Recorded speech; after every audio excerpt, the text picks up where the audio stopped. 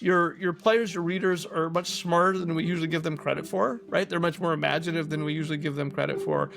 So you don't have to paint a 100% picture for them. Once again, give them that broad strokes, give them those fundamentals, and they'll build on those fundamentals. And importantly too, down the road, you can build on those fundamentals from a foundation of saying these things connect. And what you'll find happens, and I've had this experience, where you suddenly have to create something completely new, but since you have the fundamentals of the different pieces coming in on those different axes, if you will, it's like, well, here's how that would work, and it fits right into the whole ecosystem. And everyone goes, oh my God, that just like, that's totally crazy how that all worked. And so once again, you tell them there's the whole iceberg, right? You think this whole world isn't really there, but it really is. And once again, we know it's an illusion, but it gives that feeling of, oh my God, you just like kind of made that up, and yet it totally fits into everything that works. And that's what it gives us, that power to do that.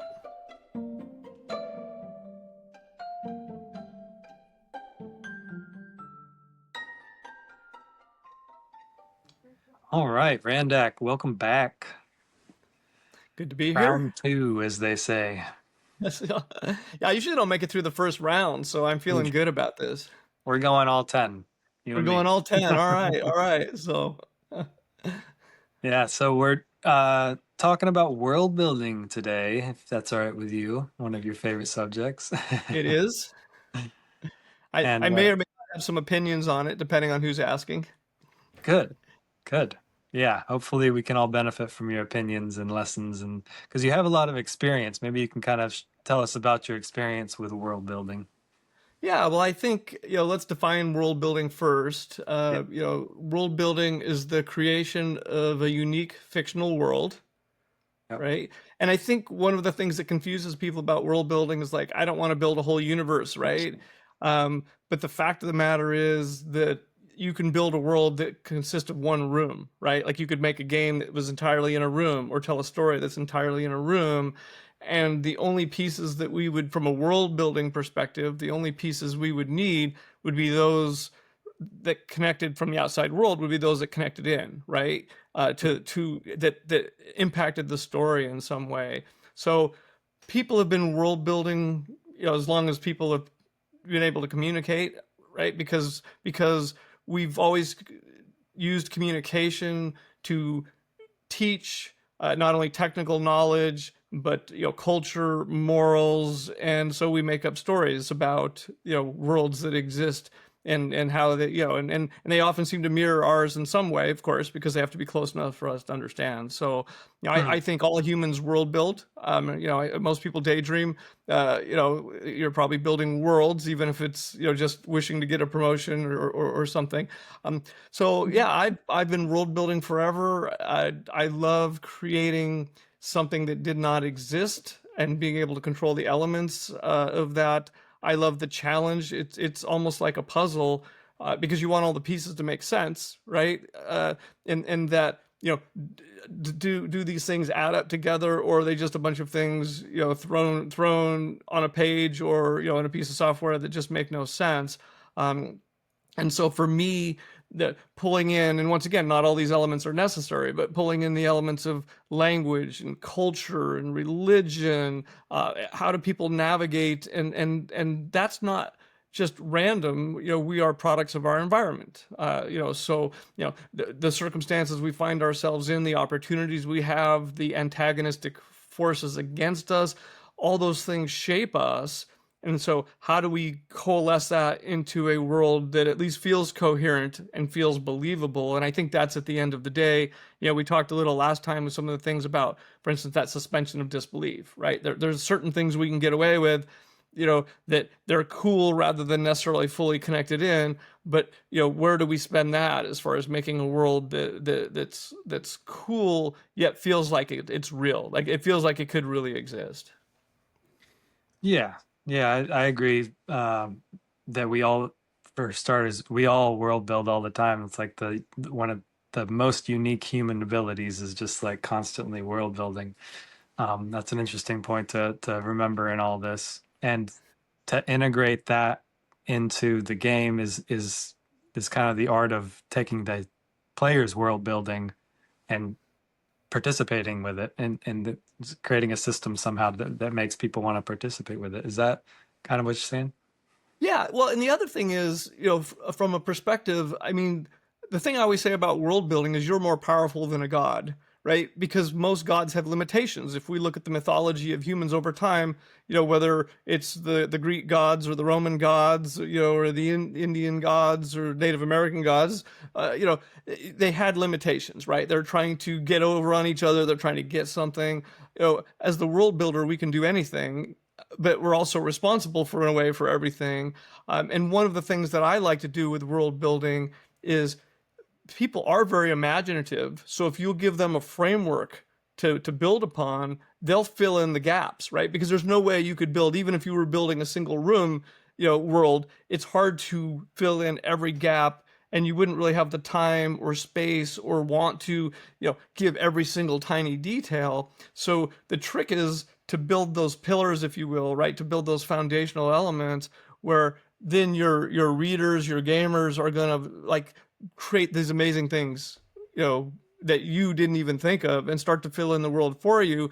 Either in a game environment, it can be an interactive thing where they start to add literally lore to your world, or in a reading world where they're building this world in their head that's different than the world that maybe you envisioned, but it fits within that framework that you built.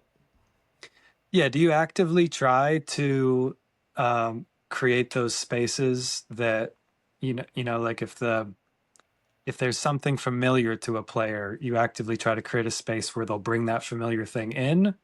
It's not totally random. Is that kind of what you're saying? Absolutely. Yeah, because I do think all humans are creative, right? I mean, even people who think they are not creative at all are creative.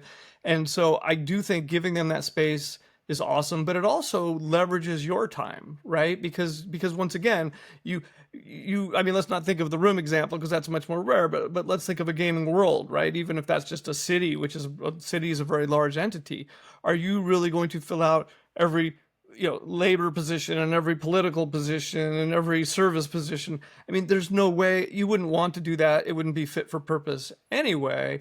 But Right. if we can give those broad pieces, if we can make sure, I think the important thing is to make sure the pieces connect to get together at a fundamental level. Hmm. Because if the fundamentals are solid, then you can derive information off that connects back to those solid principles. And I think of it from a let's say a science perspective. Gravity is 9.8 meters per second squared, right? That's the force of gravity, and gravity is some force that for simple purposes pulls you towards that mass. Okay, that's a fundamental principle, and having gravity, we can now make projections about that. So if we're creating a world, we can make it easy on ourselves and go, well, that's the gravitational quotient, if you will. But what if we doubled the pull of gravity? What if we have the pull of gravity, right? As a constant, not being on the moon versus being on Earth, for example. And that's where world building comes in. What's the implications of that? How would that affect development? How would that affect the way people interact with the world? But that becomes a foundation of I'm building something over here, and that doesn't mesh with that gravity coefficient that we've come up for our world. Okay, we've got to come up with an explanation for that, or it just doesn't fit. And once again, sometimes you'll rule of cool. You'll say, this is so cool, we're going to spend some of our suspension of disbelief points here and come up with the Uber drive or something that defeats the gravity within this sphere. But that's the nature of it. In fact, for my tabletop role playing game, I created a wiki, and I call them the sages, and it's you could be a sage in my Lords of Chaos universe, and that sage could be a military expert or a culture expert. It could be a dance expert. All I talk about is the dances of different cultures, and then I know that some people are going to want to write things that are a little more off the rails, if you will, of how I envision the world. But that's why I have the sages get rated on how accurate their information is, right? And such. So you could go in there and write something that was very fanciful, and then I can say, oh, well, Danny's, this guy's insane, basically. They're an unreliable narrator, right? But this is the way they saw the world. And if it's cool enough, who cares? But that also tells the person who's reading that if this doesn't fit. And I've had that happen before where people say, this this thing that this person wrote doesn't really fit into your story, your world, your game world. And I said, yeah, but that's their perception of it, you know. And just like in real life, we have unreliable narrators, right? We tell ourselves stories, we have cognitive dissonance. So, but that gives a chance for anyone to go in and say, hey, I want to be really accurate. Good. Well, send me what you're sending. And if I see something that goes too far off, I can, course correct, and we can put you on there, and then you can write about a different subject. And there's the wiki's not very extensive because it's one of those get around to projects. But there are some other people's pieces in there. And that's really cool for them to be able to write something, contribute to the world, and then to be able to kind of, hey, I like this person's writing, so you can click on that sage and you can go find any of their pieces. That's very cool. Yeah. And then that's kind of like another mechanic, I guess, of like people bringing their own stuff to the world. As long as your foundations are solid, like you said, then it can work. Yeah, that part of it, the laying the foundations, I don't know anything about that. I mean, I'm guessing that the physics is mostly an analogy. Most of the time you don't change gravity Right. because that would be Yes. that would change basketball would be impossible, you know? So, Yeah. um, Yeah. And you've got to ask yourself what kind of world you're building, right? yeah. And that is, for instance, in my Lords of Chaos, which is my tabletop role playing game, I have an entire Earth-like planet that's and now it's set. There's alternate universes, right? But the main actions on this Earth-like planet, I wanted to make it easy for myself. It is a 24-day hour cycle. It has a moon, because then I don't have to go in and build those aspects. Plus, it also gives a familiarity to players. And there's nothing wrong with, hey, we've got 12 moons and it causes all these different things. But from my perspective, especially since people are running a game in this universe, I didn't want people to have to do all that work. Instead, it's like, well, you can just look at what happens and do that. And I do think that's the important thing about world building of, what's relevant, because there's an infinite number of things you can do. So the question I always ask is this world building information, is it fit for purpose, right? Does it do something that contributes to the game in some way? And then even with that does it pay its way, which is something we talked about the other day, right? And pay its way means, yeah, it's good, but I only have a limited space in the player's mind or in the code or in the written page, to convey information. And is this information that's worthy of conveying, right? Because it may be, this is kind of cool, but it doesn't really fit. So sort of like we talked about with mechanics, hey, this is a cool mechanic, but doesn't fit here. Hey, this is cool information, but it's not relevant to the player or reader experience. So it stays out. It stays in the background, and maybe it helps you as a world builder connect other pieces together and make it feel like that world is much bigger. But at the end of the day, and unless you're doing a personal exercise of, I just like creating worlds, why bother? And I think people get freaked out about I don't understand all that stuff. Well, I don't either, right? My world, Veras is the name of my world. I have all the ocean currents, but I'm not an oceanographer. I have the wind currents, and I have tectonic plates. But that's 101 level. I've looked at how it's done. I have a basic understanding. An expert would come in and say, actually, this plate pushing against this would have done. Who cares? It doesn't matter. It's a different world, so you can always, it's a different world. The important thing is, does it feel real to the players, right? In other words, does it get them immersed really? Because there's some universes we know wouldn't exist because they're too silly or too far. But does it immerse the player in that universe? And within that universe, they feel comfortable and that they feel all the pieces fit together, even if it's everything from a horror, absolute, ancient beings, horror, Cthulhu-esque thing, down to a lighthearted, Spaceballs. This is a very silly universe, and but the pieces all fit together. Yeah, so it sounds like you need enough information to make sure you're checking all of your consistency and the make sure it feels real by checking to make sure there's not two things that just totally clash and create this disharmony. But Right. not more. You don't need more information than that. Just No, enough. unless you choose to do it. And it starts, weirdly enough, this will surprise people who know me, it starts with questions, right? Just like we talked about for building a game. What do I want the universe to look like, right? One of the things I did with Magic in the Lords of Chaos universe, by the way, is The problem with magic is it changes economics so much. It changes military so much. It changes span of control of governments so much. If you can teleport 1,000 miles away instantly and teleport an army, you can control a vast area, right? And I wanted my world, which is a medieval type feel, classic fantasy world of a medieval type feel.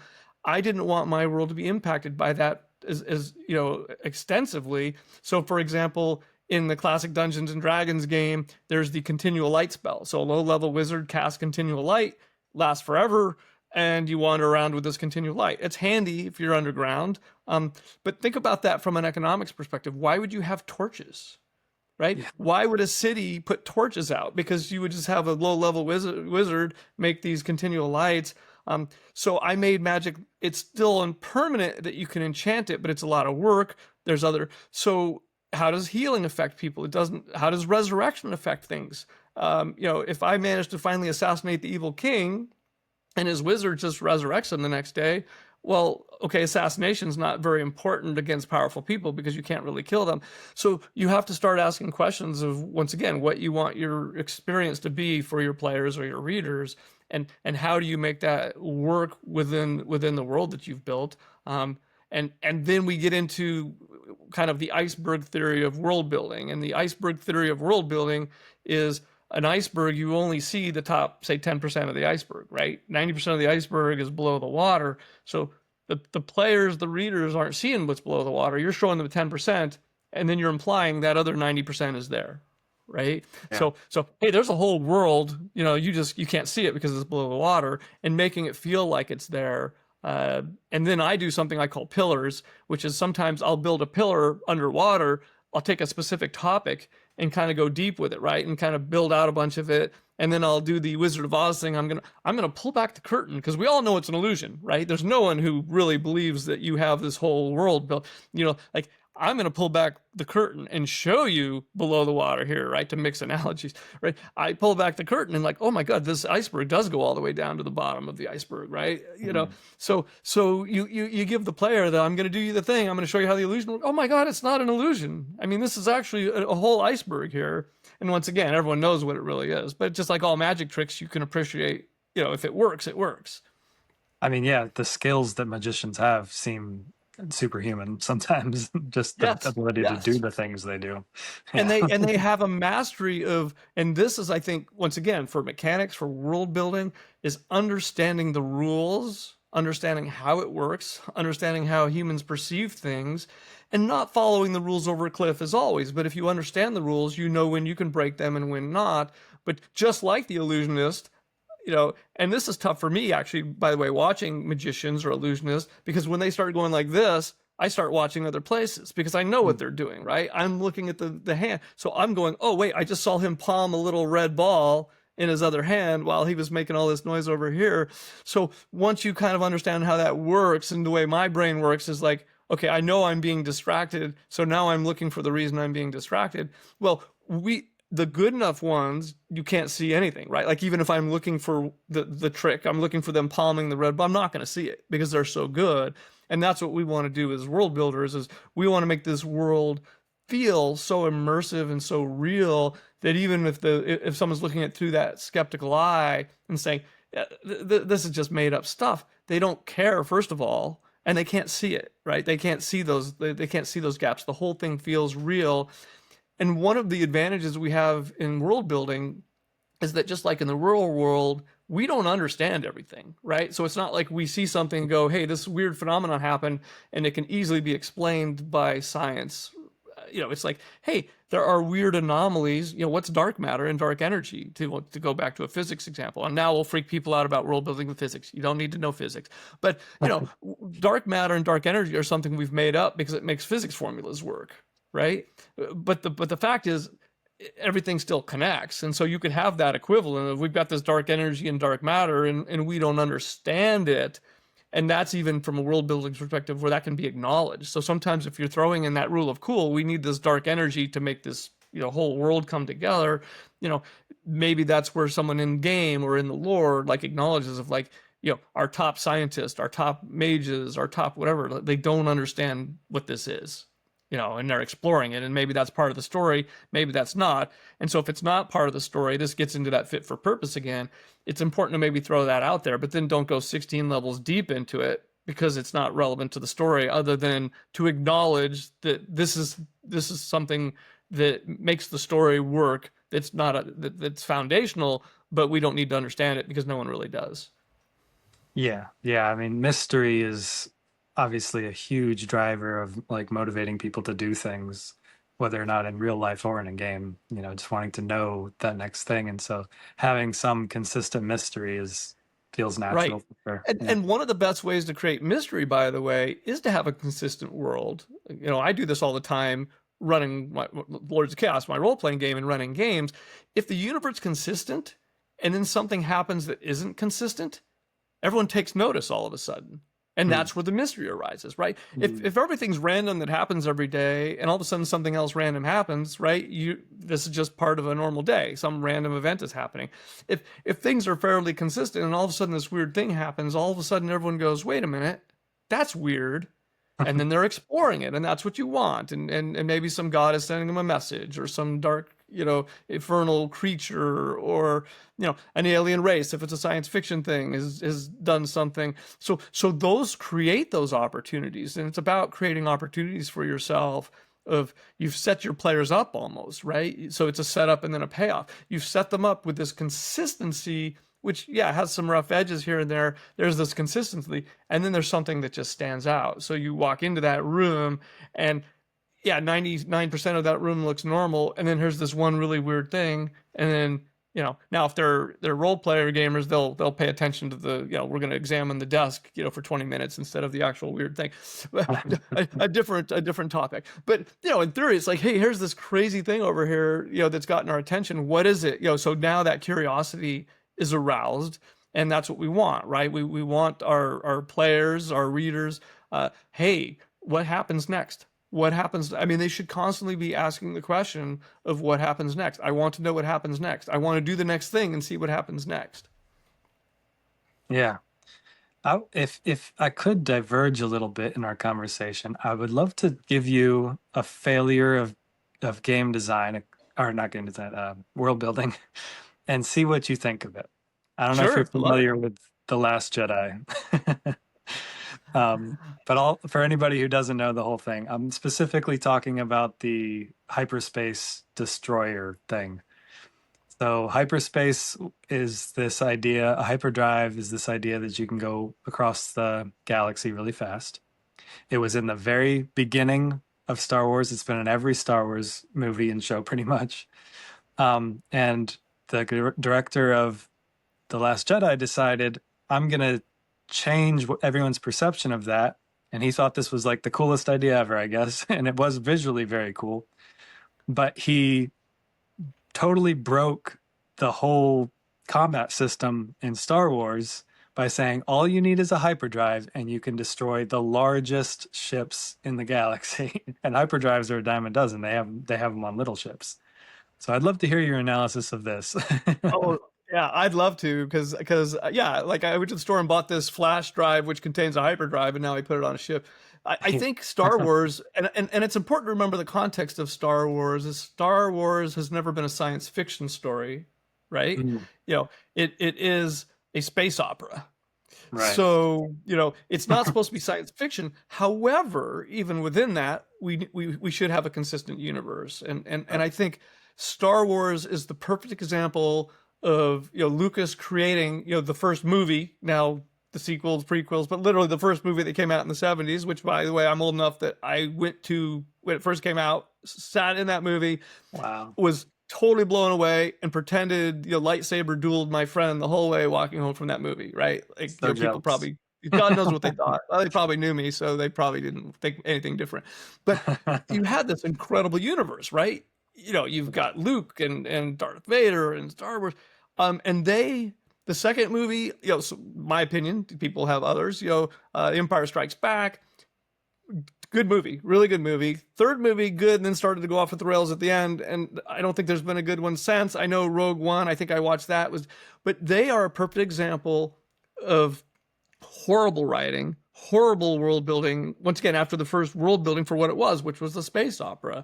And some of it is like, why do the Star Destroyers fly right next to each other in space, right? Like you've got these huge Yeah. ships, that can shoot God knows how many thousands, tens of thousands, hundreds of thousands of kilometers, whatever. They fly next to each other, then the rebels do something, and then they crash into each other. So that may be a rule of cool thing, right? So that's where you may say, hey, this is space opera. It's Yeah. supposed to look cool. It's supposed to be dramatic. We're gonna spend some of our suspension of disbelief points to do this. Totally. But once again, it all adds up. Like let's talk about the midichlorians for a second, Oh right? no. Because initially, Luke was learning these powers, and there's this force, and people can use the force, and it's this hero's journey, right? Like Luke is this young, naive farm boy who learns about his past, and he's reluctant, he's not capable of saving the universe, and then he's growing into saving the universe. And then later they introduce this, you've got this bacteria in your system that means you can use the force, and it goes incontinent from there. And I think that's the problem. Is I think that for the my personal opinion on it, and I'm not an expert, I think that the Star Wars universe has just gone way too much with the rule of cool, first of all. And midichlorians aren't cool, so I don't even, that's an anomaly that obviously put in by, Loki, the mischief god or something. Like, those aren't even cool, so why'd you come up with them? But I it think was a that's mystery nobody wanted to be solved. nobody, yeah, and so so I think I think they've sold out their own universe. Like they could have stuck with space opera, they could have done hyperdrive, right? Like Star Trek had teleporters, right? You're disassembling someone and reassembling them, and sometimes they had to do. The problem with poor world building is it creates a lot of anomalies that then are hard to explain, right? Like, so to take the Star Trek example, I can take all your bits, right, all your information, I can transmit it somewhere else, and I can reassemble it. Okay. But if I have that ability, I could take all that information and I could make 10 of you. Why not? I have the information, right? So, and then you have situations where, we need, I can't remember which character, Spock or McCoy, someone gets trapped in the teleport, so you end up, you're always adjusting because you didn't have that solid foundation. And that's, to me, like, you want to have these foundational elements that are your bedrock that don't get changed. And if there's a short-term change for a rule of cool, there needs to be an explanation for it. Not necessarily, once again, here's the 20 levels deep, but at least an acknowledgement of the characters of like, this makes no sense, right? Yeah. This Yeah. this That would doesn't be happen. Yeah. right. Yeah. So in general, you think that they're just Hollywood, they're out for profit, so they lack the discipline and care of story building. Is that probably it? Well, and once again, I'm out of my area of expertise, but that never stops me from having multiple opinions, some of which agree with each other. I think one of the things that happened, and this has happened with other intellectual properties as well, is, let's say you have this great idea and you build it, right? And you get enough funding and you build this cool thing, but you've got constraints on you, right? You have some producers, maybe you have some studio executive, you have some backers, so hey, I gave you the 10 million to make this, and I don't like the way you did, what's this midichlorian thing? Throw that out, it doesn't make sense. And the problem is, and like this happened to Lucas, I'm fairly certain, is that suddenly, you do this thing and it costs, 10 or 20 million to build, to create, and now it's viral, and now everyone's throwing a ton of money at you and saying, well, Danny's the genius. Like, give him the reins, right? Like, we don't want to get in his way. And then you untethered is just a bad thing. And that's what happened with Lucas. And they just wrote things without understanding where they were going. We got into this, you get into this a little bit with, with the game mechanics last time of having a spine of a story, right? Having a spine of the game, having a point of view and something that holds the whole thing together.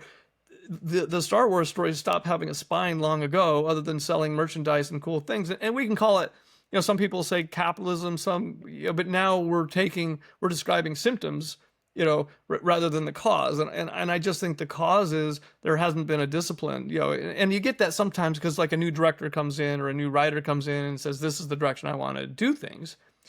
And that can be cool, but once again, how do you want to guard the foundational elements of your universe? And if you're going to go beyond that, that's where sometimes I do a prequel, so they can go deep in the past when you didn't have all the technology.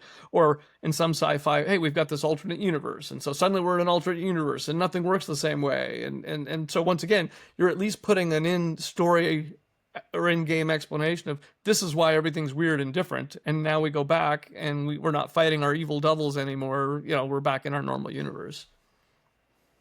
Yeah. So that's an example of failure. We gave some like Star Wars and Star Trek examples of how world building can fail, and we could talk about that all day, but I'd love to hear a contrast. And I can't think of any really. Maybe Lord of the Rings or something.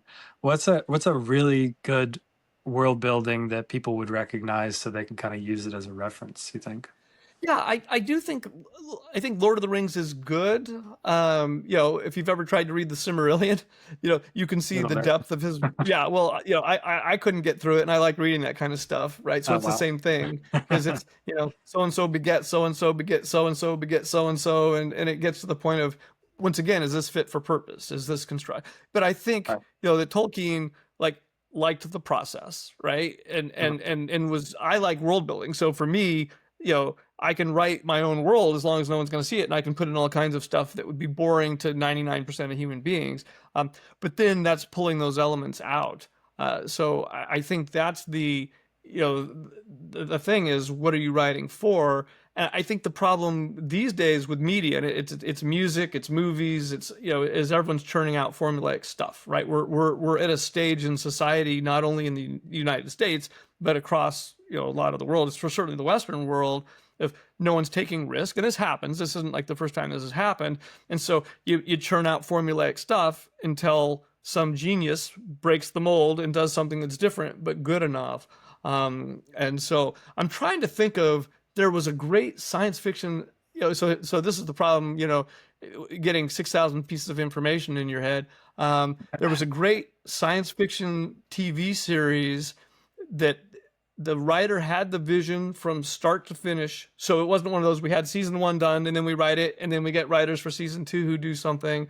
And and the story was phenomenal. And I'll try to look it up here in a second, but because there was this mystery. So once again, there's a mystery. There's something driving us. Ooh, how's this going to work? How's this going to work? How's this going to work? And then they'd be coming to the answer, and you'd be like, well, this is like, say, season one. This is the end of season one. Like, there's no way they can answer this core mystery. I mean, that's got to go the whole series and usually never be answered, right? Because a lot of series do that. They never really answer the question satisfactory. And then they answer the question. You're like, oh my goodness. And then they peel that layer of the onion, so to speak. And there's a bigger mystery underneath that they've already set up. So they've already set up. And you're like, Wow. oh my goodness, right? And so that was the series, and it was so well written. It was so done. I think at the end it got off base a little bit, but they didn't know whether they had we had to. We're on season, and I'll be wrong on the very specifics, but it's like, hey, we're coming to the end of season 4, and we don't know if we have a season 5, so we're gonna wrap some things up, and then we got a Wow. season 5, and so there was a little bit of problem there, but Yeah, I'd I'm gonna definitely be try to interested in find it. this. Yeah, because there's so many Pardon? Lost and Battlestar Galactica that end with a little bit of a flat solution. Yeah, and a lot of them write themselves into a corner because, and this gets into kind of a personal thing with me. If you don't know where you're going, you don't have that foundation, right? You don't have those those solid foundations. So all of a sudden it's like, oh, suddenly hyperdrive works like this. No, suddenly it works like that, right? Right. And so that becomes the thing of we're trying to push this in a direction. We have something that holds all this together, and can we be true to that? And once again, in the real world, it's always nice, but you couldn't say, hey, I'm going to make this game, and I'm going to guarantee that I'm going to get 3 games out of this, so I can set up a bunch. I can set up a mystery in game 1, solve it, open up a bigger mystery, have a separate mystery for game 2, solve it, tease the third mystery, and the whole final game is the answering of the third game mystery plus closing out the final mystery. That can be hard to do, right? You may not know where it's going to go, and in fact, as people play your game, once again, they're going to be world building, and they may come up with something, and you're like, hey, that's a little cooler than what I envisioned there, right? Or that takes things a little a different space. So, do we incorporate that, or do we stick with the vision, and and can that be incorporated and stuff? So that always becomes the tough. Once again, there's a cost. Do we compromise the world? And if we do compromise the world, once again, never follow a rule off the cliff. If we compromise the world, does it pay its way? Right? Do we have the suspension of disbelief points to do this? Can we spin it in such a way that it pays its way and makes sense? So. Yeah, the hyperdrive thing, the problem was probably always there at the beginning, which is interesting. Like it makes sense that driving a hyperdrive through a gigantic destroyer would destroy it. But so was the failure in pointing that out and like kind of exposing the underlying the failure of the underlying story building from the beginning? Or was it should Lucas have thought more about, okay, we got hyperspace, we should address the fact that you can ram into things? Feels like you should Yeah. always give responsibility to the founder. I don't know. Yeah, well, and I think once again, you have to stay true. One of the things about a genre, and this is once again true in games and writing, is genres have certain expectations, right? There's certain story beats, if you will. There's certain things you expect to happen, and I think we talked about this a little last time with mechanics. If you're doing a hard sci-fi story, your physics better work, right? You don't have a lot of suspension of disbelief points with a hard sci-fi messing with gravity or whatever. If you're doing a regular sci-fi, most people don't write hard sci-fi, and that's fine. But understand there's going to be expectations. Okay, this is sci-fi. That means some sort of technology, right? It implies the future. There's probably aliens. They're not all of them have to have aliens, but there's certain, just like to use the classic, even tropey. I don't, romance. Two people are gonna meet, two beings, two whatever are gonna meet. They probably don't like each other to start. They don't get along, or they hate each other. Then over time, there's story beats that you expect. So I think it becomes the same thing of based on the genre we're writing, and space opera gives us more freedom, which is why space operas. It's a big grand expanse, right? There's this whole universe to play in, and it's good versus evil. There's not a lot, and maybe more so maybe later. I don't know. I don't watch the later ones, but it's good versus evil, right? There's clear good guys, there's clear bad guys. There's not a lot of gray area. It's a very simplistic view of life. But if I want to go to a show and see good versus evil and turn off my brain for a while and watch that experience, that's what I want. And so once again, two Star Destroyers flying right next to each other, and then, rebels do something clever and they crash. All right, I'll buy that if the rest of the universe comes together because I'm in this particular universe. But we've often set the failure, our own potential failures up with that world building. Once again, with those foundational pieces. What can and can't ships do? What can and can't hyperspace do? Can I stop a ship from jumping into hyperspace? How? What happens if two hyperspace traveling ships cross paths? Can they travel through a sun? Can they?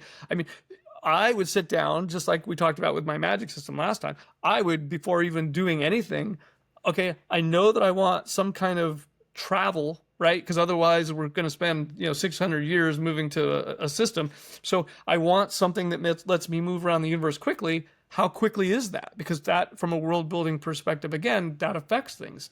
If it's instantaneous, I, from a central location, can perhaps control the whole universe, or whatever that bubble of our universe is. If it takes me weeks, no matter where I go, that changes the span of control a little bit, because it still takes me weeks to react. If that distance is variable, I'm jumping, 5 light years away is hours, 100 light years away is days, thousands of light years away is months or years. That suddenly changes the whole world and what's possible. So those are the interesting things to me of, what are those questions? And then those fundamental failures. I will criticize Dungeons and Dragons here for a second, which I know tons of people love, and I don't mind saying controversial things, but I think one of my issues with the Dungeons and Dragons game is they've remained fairly true to the original game, but the original game had some flaws in the way they do things. And the Dungeons and Dragons franchise has spent many editions like doing jury rigging around those failed mechanics, from my perspective, where throw out the stupid mechanics. We know it's a simplified game. It's not supposed to be realistic combat, right? Be what you're supposed to be. And you could stop jury rigging all the stuff that never feels comfortable, and then you change it all for the next edition because, of course, it doesn't feel natural. It doesn't feel a part of the system because it isn't, because it doesn't work. It's a jury rig on a foundation that's not solid in the first place. Yeah, they are prioritizing the initial thing, thinking like the initial thing is somehow sacred, but they end up doing way more changes over time than they would have if they just changed the initial thing. Yeah, and they don't. I think sometimes they haven't thought it through. And once again, I Right. understand if people are, hey, I'm a writer, and someone has come to me and said, write this thing, and here's your, here's the script, here's what we want, here's the idea, here's the log line, if you will. Okay, that's cool, but so I didn't necessarily, spend 10 years doing this. I had 6 months to write this script, and I've written the script. So, this is where the reality, meets things as well of, hey, in the real world, we do not have unlimited time and unlimited resources, right? So it's sort of like even world building for a game or for a story. Like, yeah, if you love world building and you want to spend your free time, building all these elaborate political structures or cultural structures, that's cool, but don't do it for the game. You're doing that for yourself. So understand whether you're doing it for yourself or your game. What is relevant to my game, right? Like, let's take that room example I used. If I'm writing a story or making a game within a single room, like, why is that person in that room? Why aren't they leaving that room? Maybe there's a pandemic. Okay, there's a pandemic. And okay, so how is the outside world intruding? Are they not going outside because the pandemic will kill them instantly, or kill them? Or is the government told them to stay in? So I only need to know enough about the government. Is it a dictatorship? Is it a democracy? Was it a democracy that maybe became a dictatorship when the pandemic hit and everything collapsed? And, once again, how does that interfere? I don't need to know all the economic structure in that case, because I'm probably telling a story, once again, through a game or a book, I'm probably telling a story of someone struggling with their inner demons, and then maybe there are some outer demons that intrude with the world itself, the outer world. So I'm telling a story of inner and outer demons.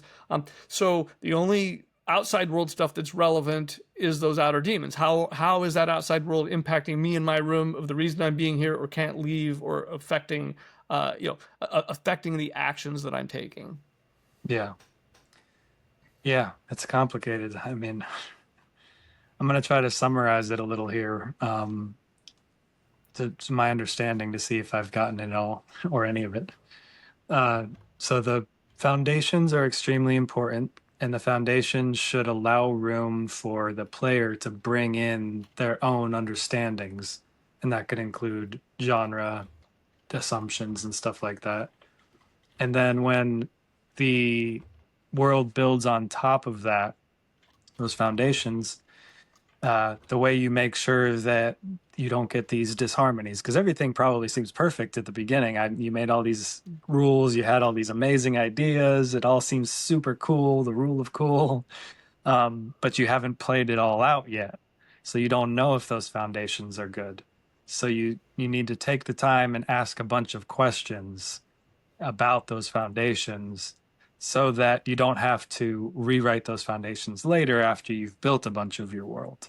So taking the time to really comprehensively ask important, detailed questions about these foundations of your world pays off a lot in the long run of preventing you from creating these disharmonies that make people go, well, that doesn't make sense. Yeah, yeah. Because I mean, you think about it from if you don't have a solid foundation, how do you build upon that? And I think a lot of people do get into, well, I don't care whether the people, build their own lore or not. But the fact is, a game at least is an interactive experience, and unless you're just telling a purely narrative story where I have no agency, I'm just being told a story that happens to be computer, based somehow. You know, Even if I'm just reading a book, which is I have no agency reading a book, right? The words are going to be the same no matter what choices I make while reading the book. I'm going to create a world in my head. In fact, that's part of the thing of being an author. So once again, even if you're writing stuff for your game, is what information do I need to give the player, right? Or the reader to have, once again, that's pertinent and relevant information. What do they need to enhance the story that pay their way? And then they're going to build in the details. Yeah, they're gonna fill in, like, you sit there and describe, a character walks on the scene, you don't describe every, he has a dimple here and a little mole here and a little, like, and then he's got, you describe, you do it, and different authors will do this different, right? Some will do a deeper sketch. I'm writing a novel right now. I don't think I've described any of the main characters, other than their probably their gender. Like, who cares how tall they, if they're taller than usual or shorter than usual or whatever, maybe that's a relevant piece, but I don't think it's usually necessary. And some people would disagree with that writing style, right? Some people would say, well, you didn't tell me what color their hair they had and what color their eyes were, and I just couldn't get immersion into the story. But this is where we also talk about who is your target audience, right? You're going to have a style that you create things that, you can be very verbose, for example. So, hey, it's highly descriptive. I'm evoking all the senses of, touch and smell, and I spend a whole page describing the sunrise. And that, if you go through different periods of history, there was a period where writers would do that, right? The sun god harnessed his chariot and went into the sky, and like a page later you've realized, well, the sun rose. And and this is what I talk about, because then everyone gets into that formula, and then some guy goes one day like, well, this is really stupid, I don't want to spend a whole page saying the sun rose, so I'm going to say the sun rose. And everyone's going to go, oh, you can't just say that. That doesn't evoke the feeling of the sunrise. And well, people are smart enough to create that feeling themselves. And I think that's part of the thing, both from a mechanic and a world building perspective. Of your players, your readers are much smarter than we usually give them credit for, right? They're much more imaginative than we usually give them credit for. So you don't have to paint a 100% picture for them. Once again, give them that broad strokes, give them those fundamentals, and they'll build on those fundamentals. And importantly too, down the road, you can build on those fundamentals from a foundation of saying these things connect. And what you'll find happens, and I've had this experience, where you suddenly have to create something completely new, but since you have the fundamentals of the different pieces coming in on those different axes, if you will, it's like, well, here's how that would work.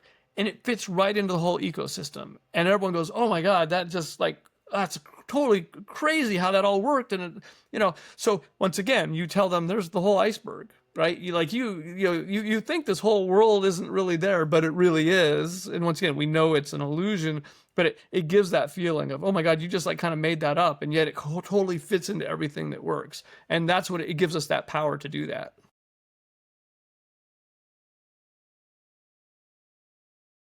Were you able to find that show? I was able to find the show. So the show that I'm talking about is Babylon 5. Oh, Babylon 5. I've heard. So written by J. Michael Straczynski. Once again, I think that just the consistency of it, and different things appeal to different people. But I liked not everything was black and white, right? So it's not a space opera. It's not there's good versus evil, although it can seem that way. But it has that nuance. I think there's just it's such a great, here's the mystery. I can't believe they're going to solve the mystery. Oh my goodness, they solved the mystery. Now we've opened up to the next, the next mystery has opened up. So yeah, and I kept thinking Babylon 5, and I go, no, isn't that one of the Star Trek series? So when you get enough things, bouncing into your head, so I was thinking of Deep Space Nine. I'm sure. I'm like, oh, it's not Babylon 5. It's got to be something. Yeah, too much data in the brain. I need a better database in there, I think. Yeah. Switch over to MongoDB. Petabyte scale.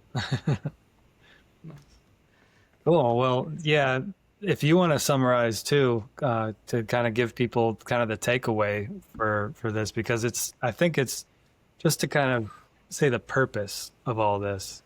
It's that you have an opportunity at the beginning. It seems like to me, you have an opportunity at the beginning when you're designing a game to really affect the quality of the story and the world that you're building.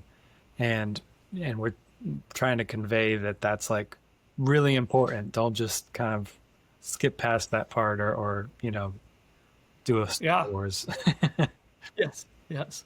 Yeah. And I think that's it. Ask yourself the questions first. right? Every creative endeavor to me, and people have different ways of navigating, starts with asking all the questions, because then that builds the foundation.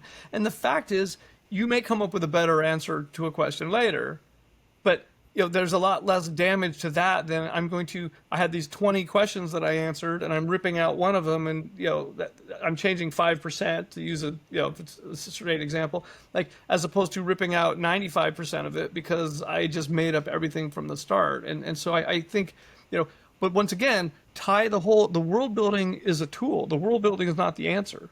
The world building is a tool. So at the end of the day, you are trying to create a user experience. You want, whether you're telling an aspirational story or a cautionary story, you are creating a user experience. And you're going to do that through science fiction or, Old West or whatever.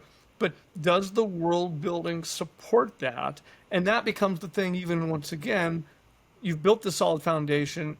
You're proud of what you've done. It all works. And there's that tendency to do that. Like, I'm going to give you this blurb of, data dump of all this cool stuff I made. You bring in the world building when you need it. Once again, you can break this rule a little bit. Sometimes it makes sense to do some exposition. But when do I need this world building? You bring it in when it's needed, when it's relevant, and then you give them just enough that they need to know in that moment. You don't need to give them any more. And think about that too. That helps create that curiosity. Like, ooh, I know there's more to that, but I'm curious of how it works. And some people won't care. They're like, cool, now I'm reading on to the next thing because I don't care. And that doesn't impact those readers negatively or users. But the people who do are like, I'm really curious about that. And what you will also find is that people start to make up stories. And I found this a very funny phenomenon of this, how do myths form. People will make up stories about between the lines, right? They will make up these amazing stories, and sometimes including how mechanical things work, by the way, of like, oh, I know if you do this and this in the game, this happens. And I'm like, I made this game and I guarantee you that doesn't happen. And I can statistically check that and it doesn't happen. But I've had people build these very elaborate stories about how certain things work that they don't, and you can't convince them. You'll tell them that that doesn't work that way, and they'll tell you that you're wrong, and that's fine. As long as they're enjoying it, it doesn't really matter. Yeah, I mean, that's ideal if they're that involved. Yes, It's a good yes, problem to have. and that's it. Are you making a world that someone wants to be engaged with, right? Are you making the player experience? Everything drives towards that spine of what is the player experience. And if it's not fit for that, it's not fit for that. You can always even throw that in a separate wiki and like, hey, here's a lot of cool background stuff. But it becomes an optional thing. You don't need to know this to play the game. Completely irrelevant to your success. But it's cool and it's there and you're welcome to it. Yeah. Yeah, I think that the most important thing I'm getting out of this is to find the most efficient way of giving the player the experience that you're intending to give them. And it's inefficient to not think about it ahead of time so that when you get to a certain point in the story, you have to like figure out some crazy solution. That's less efficient.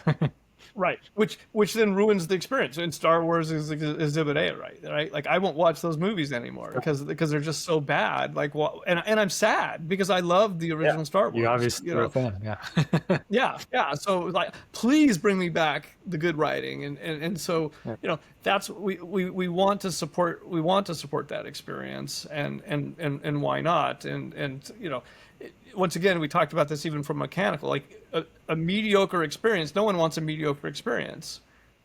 Let's create a great experience. And part of that, if you're not an expert on all these things, like, hey, I don't understand how ocean currents work or tectonic plates work, or like, my premise is you don't have to spend hours and hours and hours studying that. You can get a very basic primer in that in a very brief period of time of, hey, here's some basic diagrams of the ocean currents. The planet spins this way, and that causes the currents to go with the Coriolis effect. It causes this. Okay, I'll draw some of these big lines. That gives me a direction to go. That gives me a foundation, and that's good enough for what I need, and drive on. And if people start asking further questions, you can say, I don't know, or that's to be discovered, or however you want to sell that. Yeah, at that point, it's an intellectual exercise and doesn't have to do with the experience of the game as much. Yeah. Right. Right. Yeah. And we had talked about some economic stuff before, right? Most people don't have a high grasp of economics.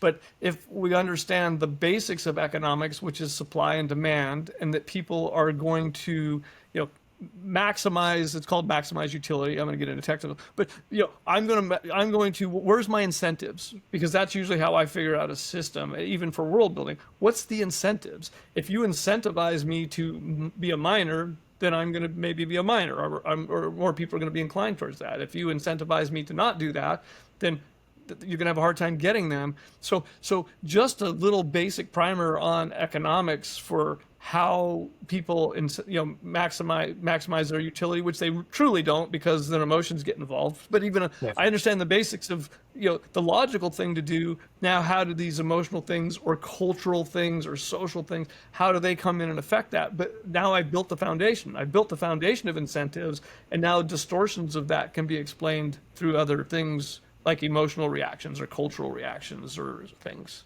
Yeah, that's a good point. These are limitations, but they're limitations that give you something to work with and kind of play with. Limitations are the power of creativity. You know, because the fact of the matter is, like, you're going to write something and you've got a completely blank page. There's an infinite number of possibilities, right? I mean, you literally could write anything. You put, you know, a letter on the page, and that universe is shrank, you know, but it's still huge. Then you turn that into a word, shrank much further. You turn that into a sentence. So you're really constraining down the universe, and what that allows us to do is focus instead of, yeah, there's 20 zillion things out there, possibilities. No, here is the universe. Those constraints are what really add that flavor to the world, and really help focus the user's mind on this is the relevant parts of the universe that exist. That's a good point. It gives something for the users to sink their teeth into and identify and position in their mind, be like, oh, that's that universe that does that thing, and it makes it more memorable. Yeah. Right. That's interesting. And then once again, they'll build their own stories around that in their head. Right. So once again, they'll do a lot of your homework for you, and why not? Because it's hard to build a whole universe as a human being. You know, so bring your allies along with you. Help them help themselves. You know, and the beauty of that too is, remember, they're going to create their own specific experience. So if I'm deep into that world building, I may go, oh, Danny did this cool thing, and now I'm thinking down 10 levels or 20 levels. You know, and I'm thinking about all the possibilities. Hey, I'm some person who's just like, you know, I had a hard day at work. You know, I put the kids to bed. I've got a little bit of time. I'm just going to, hey, that was cool. And they drive on. So we're both telling ourselves different stories, but it's the story that's relevant to us and important to us and fits our needs. And that's the beauty. And that's why you don't want to put too much in there, you know, from that perspective of info dumping 6,000 pages of stuff on them, because no one's going to like that. You don't know what's relevant to any of those individuals. So you give them enough that holds the story together, that holds that spine together, that tells them how the universe works, that can help raise mysteries, and then let them do the hard work. Yeah. It's a beautiful thing, this godlike practice of world building. I mean, come on! It's you're more powerful than a god, and you know, and I Less think consequences. that's cool. You decide what's relevant, you decide what's not. Now, you know, everyone has a master to a degree, if you want to, you know, or a boss. And in my mind, you know, if I'm world building, unless it's for myself, my master is the users. Yeah. Right. So I don't, and this is, so here's Lucas, you know, he's now doing whatever the heck he wants and forgetting that he's serving an audience of fans. And I think that he's failed in that duty. But you know what, if his intent is to serve himself, then power to him. And I'm not going to tell him, you need to do the thing that I enjoy. But you know, from a perspective of writing and building a world, I think it's been a total hash. So Yeah, I think so. I mean, I think I heard that the first showing of the first version of Star Wars was horrible, and he had friends helping him. Like, I think Spielberg was at the first viewing, and he's like, this doesn't make any sense. You need to do this, this, and this. And then obviously the director of the second one was a master director, Empire Strikes Back. So yeah, he should have had help. Like with you. Yeah. Well, and some people need more and some people need less, right? Because we get, and this is what I think is happening now in media, of you get 16 producers in there, and so you get the camel as a horse made by committee sort of thing. So there needs to be a vision, and there needs to be someone executing that vision. So the trick is always, how do we keep the checks and balances in the system? Right. Right. That becomes a question, and that's a question that, okay, like, I know I have this vision, but I know that my vision isn't going to be the 100% best version of that without outside influence. So how do I bring in that outside influence? I talk about that in the entrepreneur book that we talked about a little last time. Same for creative, is that informal board of directors, right? Who can I go to say, like, here's my ideas, and have them go, that's the stupidest thing I've ever heard of. I wouldn't do it that way, and then listen to what they're saying and go, yeah, you're right, that is stupid. So I believe, even as a god, if you will, like the world building god, of what checks and balances do I have? What do I have that can come in there and look at what I'm doing and say, is this fit for purpose? And if everyone says, this makes no sense, it either has to go, I have to rewrite it so that it makes sense, or I have to, once again, acknowledge in the story, like, this is dark matter. We don't understand it. We've tried to explain it, and no one can. And so that, at least that you're not insulting the reader there, right? You're not telling them, like, you're just going to believe whatever I throw on the page or on the screen. We know you're going to question this, so I'm acknowledging that, and I'm acknowledging that it doesn't fit with the rest of this universe. Yeah.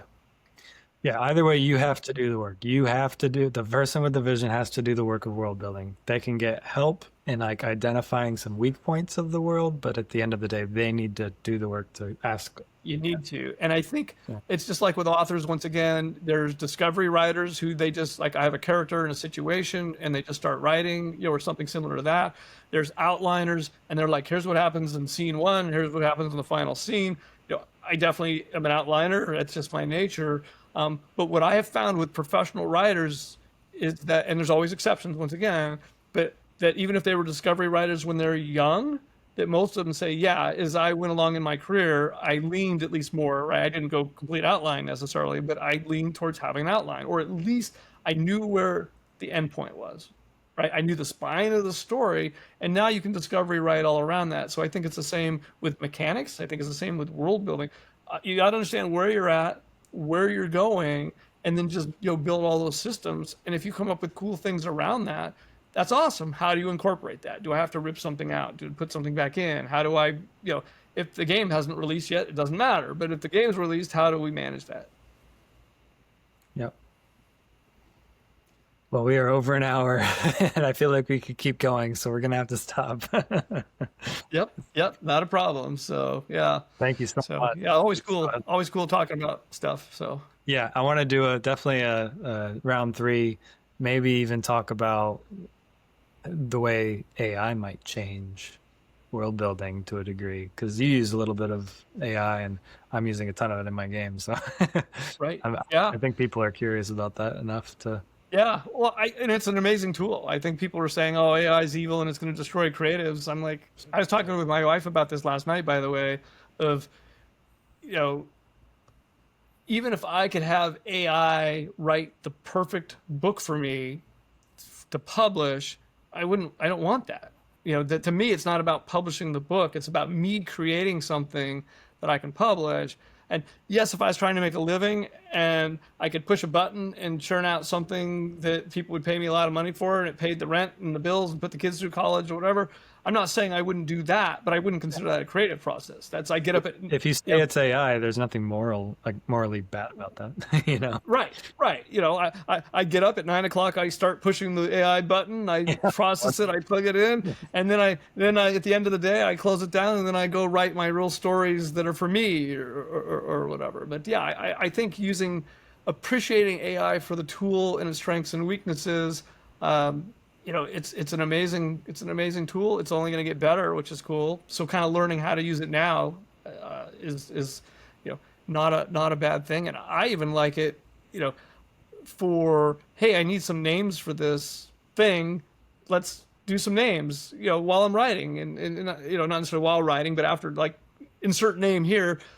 And then I'll just like, go, give me 10 more, give me 10 more, give me 10 more. And I often don't use the direct thing they gave me. It'll be, right, oh, this triggered something and this triggered something, and I'll combine those and change a little, and that's what I'm going with. So Yeah, yeah. I want to say so much right now, but this is I know. teaser. We gotta do another one. Yes, yeah. So awesome. Well, thank you so much, All right. Randy. Sorry my phone died. I'll make sure that I figure that out before next time. We just navigate the best we can. That's nothing wrong with that, and it's just casual chat, having some fun. Why not? And if y'all want to join us, we'll leave some links in the description, link to his awesome book, which has been so helpful for me in my game making process. It's for entrepreneurs, Entrepreneur's Survival Guide, but it's also helpful for people just doing big projects that need to organize that. And then we'll have links to PBBG community, which is an awesome community. And you can have Randy join your game as the chief world building officer. That's right. Yeah. And yeah, so thanks everybody. Thank you, Randy. Thanks. See you next time.